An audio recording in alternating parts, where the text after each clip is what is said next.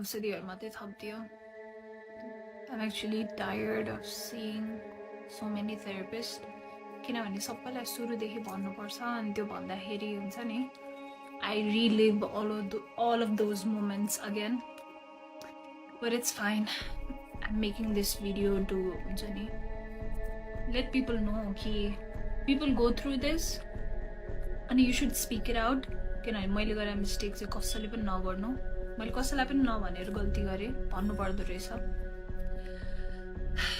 अघि मैले छुटाएको कुरा त्यो अब्युजरको वाइफलाई मैले कल गरेर I said to her कि तपाईको हस्बेन्डले मलाई यस्तो गरिरहेछ please help me please take me out of this भन्दाखेरि तिमीहरू मोडलहरू सबै यस्तै हो सबै मेरो बुढाको पछि पर्छ अनि रबिश मुख छाड्यो मलाई I was just a kid यार मेरो कुरा कसैले नपत्याइदिँदा मलाई मेरै गल्ती हो कि क्या हो जस्तो भयो अनि मैले 2 वर्षसम्म त मेरै गल्ती हो भनेर लिइरहेको थिएँ हुन्छ नि थर्ड सेमेस्टरतिर बल्ल I went to my first therapist किनभने लाइक त्यो बेलासम्म मैले सेल्फ हार्म धेरै गर्थेँ like I used to cut myself I used to beat myself with belt and I used to punch myself like I used to hit myself so much so that कि मलाई रुनै नआओस् भनेर के किनभने I was tired of crying so much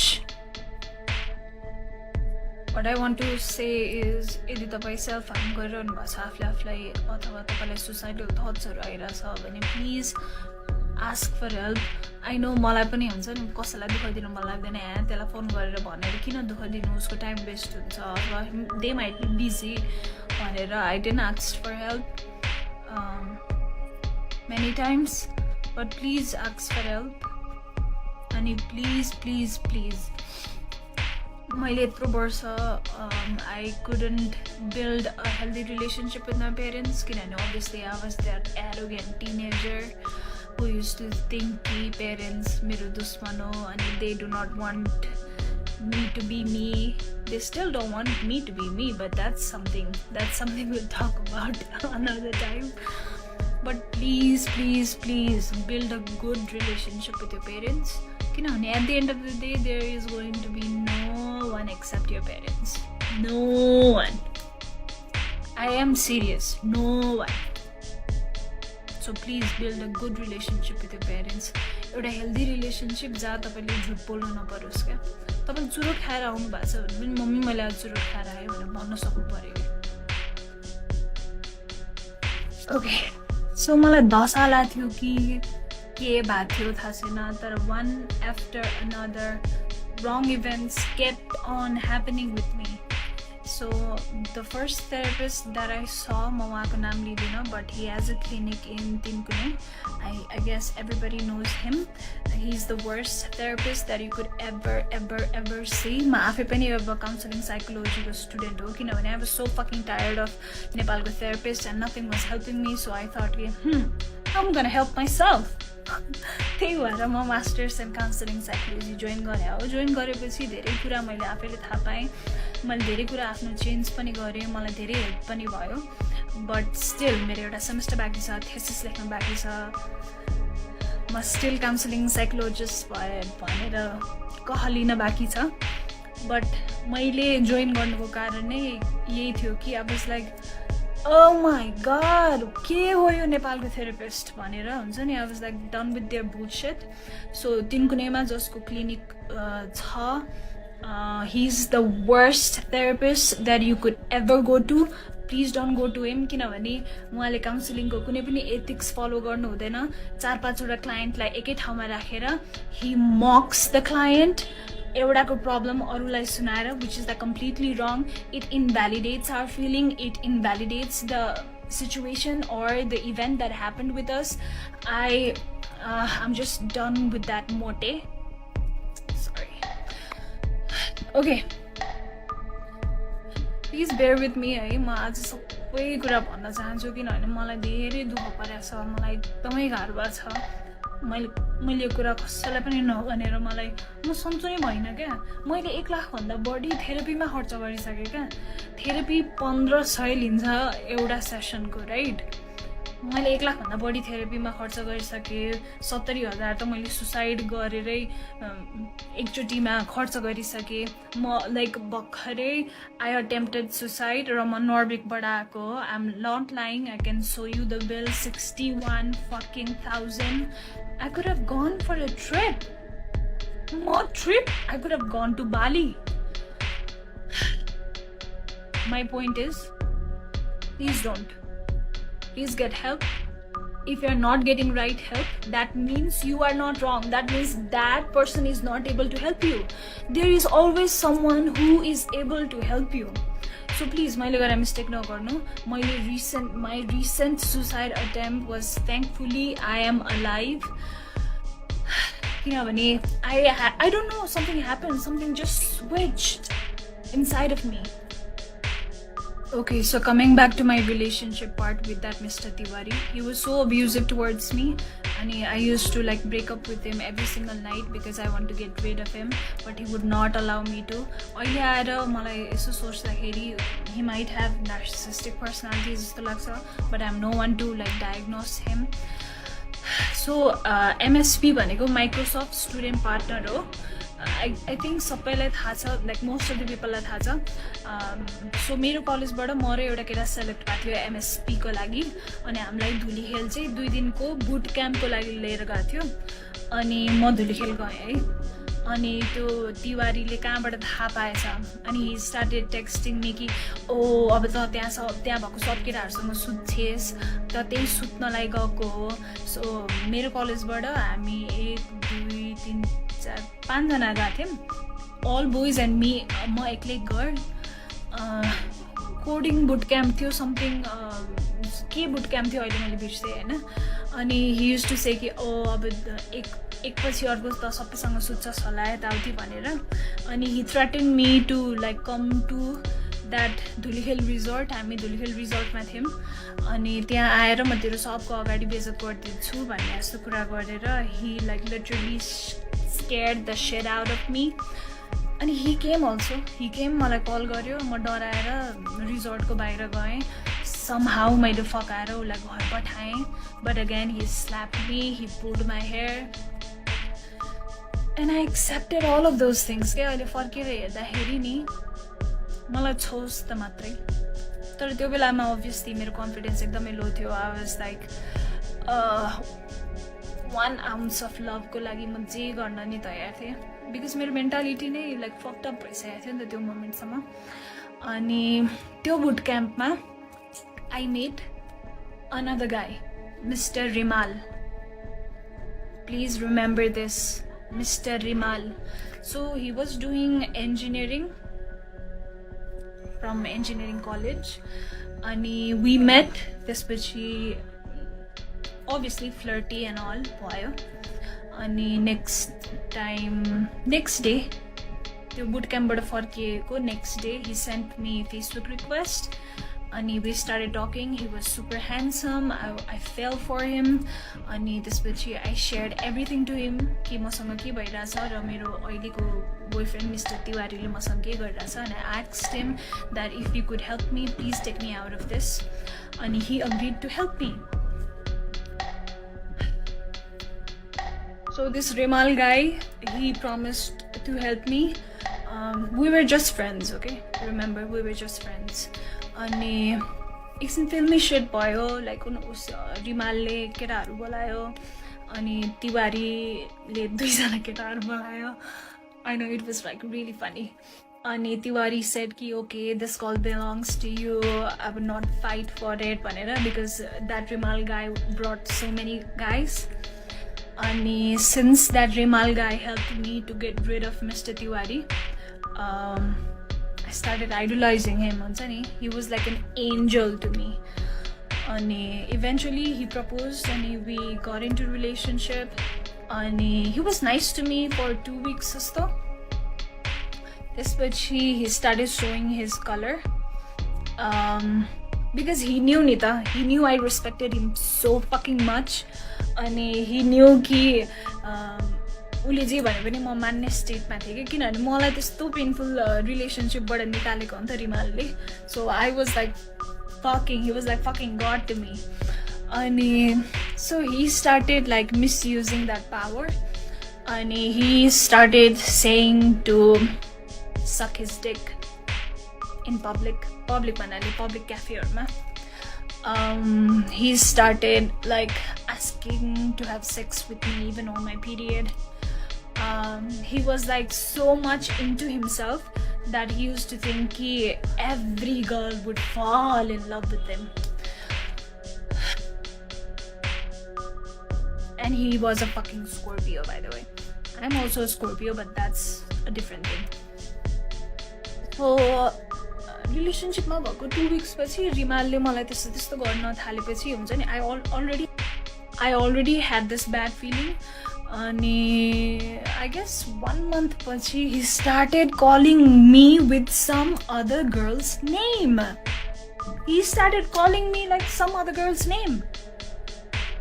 And I know he was traumatized by his first girlfriend, जसको नामले उले मलाई बोलाउँथ्यो. But what the fuck? What does it have to do with me? What does it have to do with me? अनि त्यसपछि he manipulated me so fucking much to be friends with benefit with him after we broke up, because obviously I guess the sex was good with me. I don't know, his dick was not even that big. Whatever. He just had a pretty face. He just had a pretty face. That's all. Zero personality, zero sense of value, zero. Just a pretty face. Okay, Rimalko's story end by I couldn't take friends with benefit. I am a very emotional person and I get attached to someone I am invested in really quickly. So we talked it out and I was like, I cannot do friends with benefits with you. I'm sorry, I'm a relationship kind of girl. I just cannot.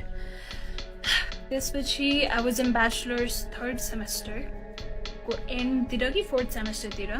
And please don't judge me, I'm being, or you can judge me, I don't give a fuck anymore. So I got introduced to weed because my class they used to smoke weed. So one day my एकजना साथी Krishna भन्नेसँग I used to like मसँगै घर आउने college जाने गर्थ्यो किनभने उ पनि मेरो घर नजिकै बस्थ्यो. अनि उले के भन्यो भने let's go to this friend's place. त्यो फ्रेन्ड पनि मेरै क्लासको उसको डेरा चाहिँ कलेज नजिकै थियो. Let's go there, मेरो ल्यापटप त्यही छ, ल्यापटप लिएर अनि हामी फर्किमला भन्यो हैन. त्यहाँ जाँदा it was like total hot box. Everybody was high. अनि कृष्णले के भन्यो नि ट्राई गर्ने हो भन्यो अनि I was like okay, what is this? त्यसपछि and then boom, I thought wow, this is the solution of all of my problems. But let me tell you, I've smoked weed every single day for 5 years. If you enjoy it, that's fine. As an enjoyment, good for you. But I took it as a distraction. I took it as something to use to run away from my pain because I had so much of pain in my heart. And it was getting heavier and heavier and heavier every single day. Let me remind you, my parents never knew I was depressed.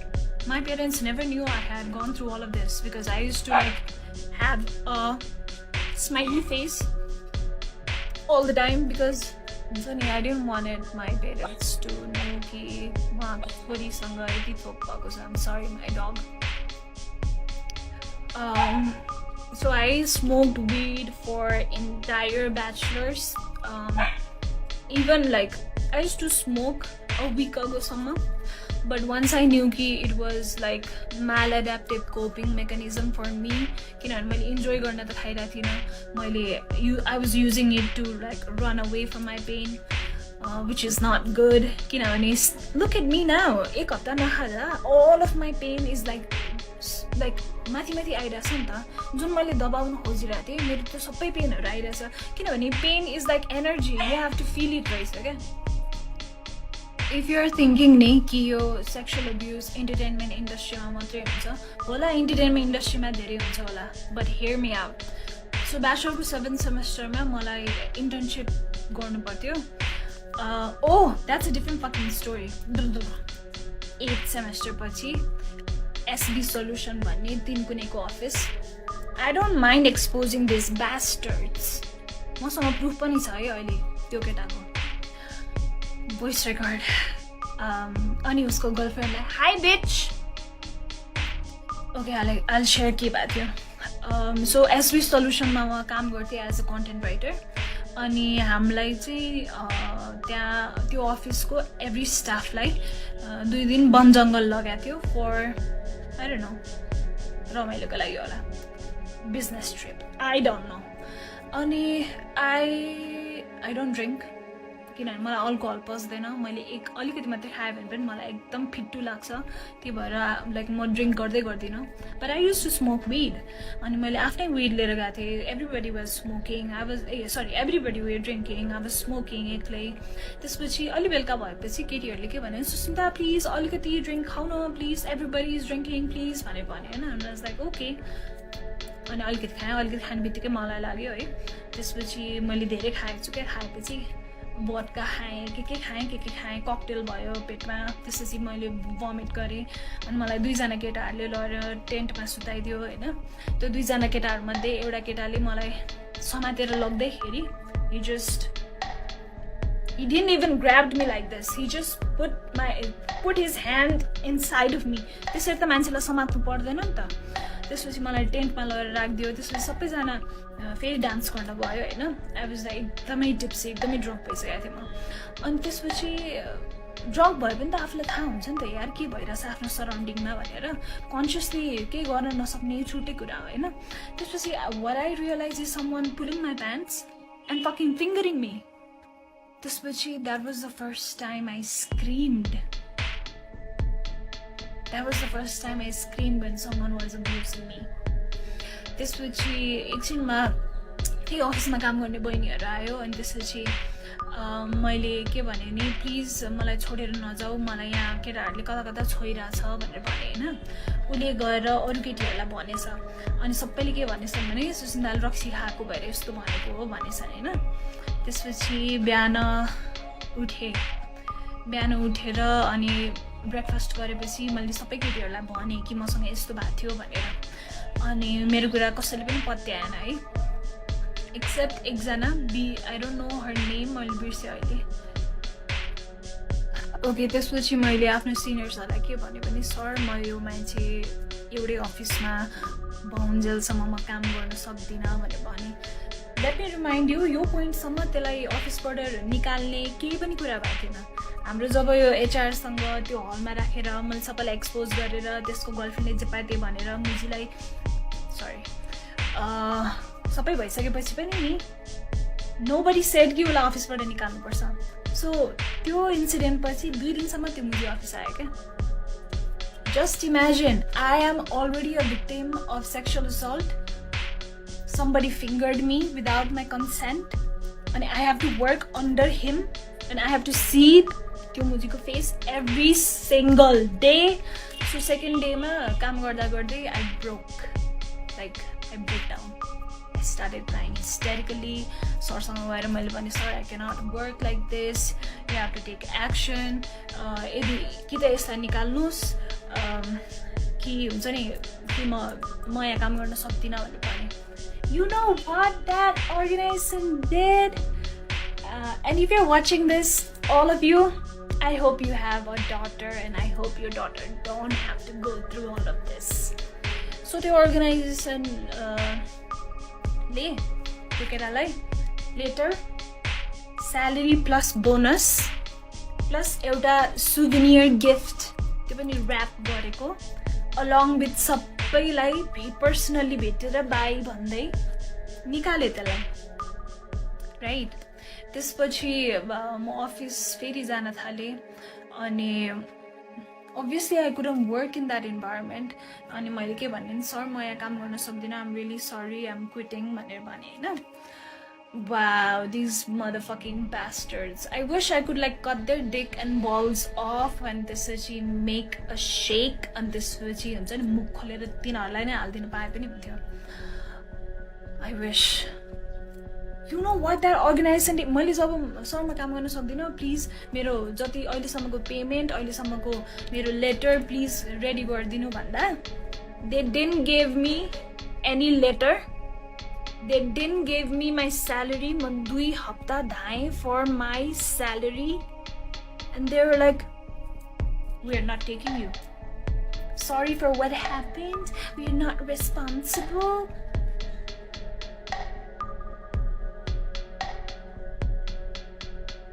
Just imagine.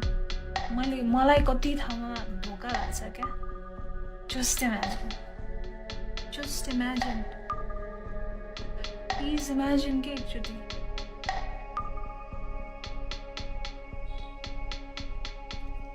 यो SB solution वाला incident हुँदाखेरि I was in a relationship with a guy. Let's call him Mr. Yogi. मेरो first long-term relationship थियो यो. We were in a relationship for 1.5 years.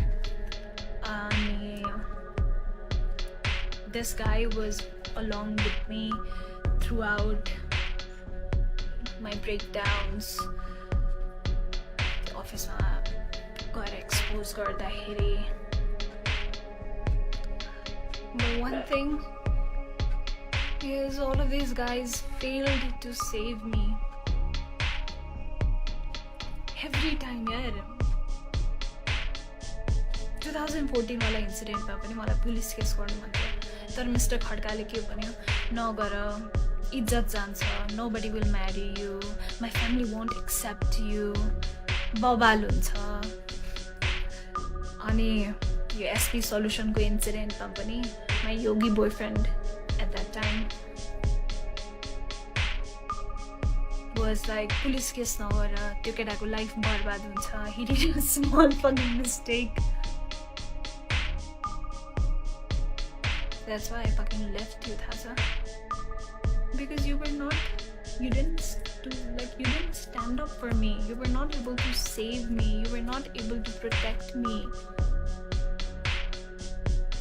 We were in love. We were in relationship. Now how the fuck can I trust anyone? How the fuck can I trust anyone? I'm sorry to say, they better मेरो कुनै पनि friendship stable छैन. I can't.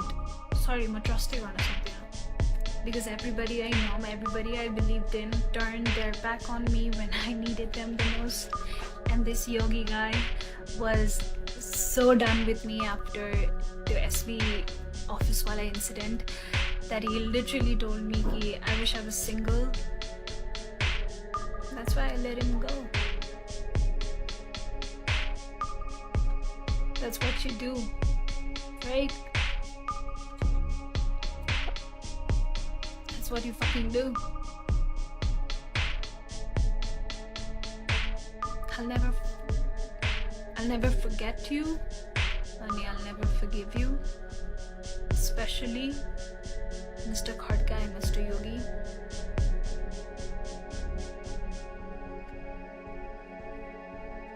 You guys just broke me. ठिक छ अरूबाट त मलाई expectations थिएन but you guys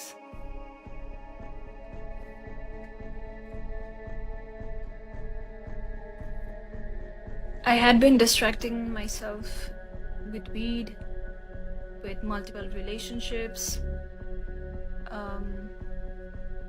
smoking every day and running, like jumping from one relationship to another. But distraction is not solution, Reza. Once I stopped distracting myself, there's way pain because that pain gets stored in your body in a form of energy, and that should be released in a form of energy. Because science, energy can neither be created nor be destroyed. It can be transferred from one form to another.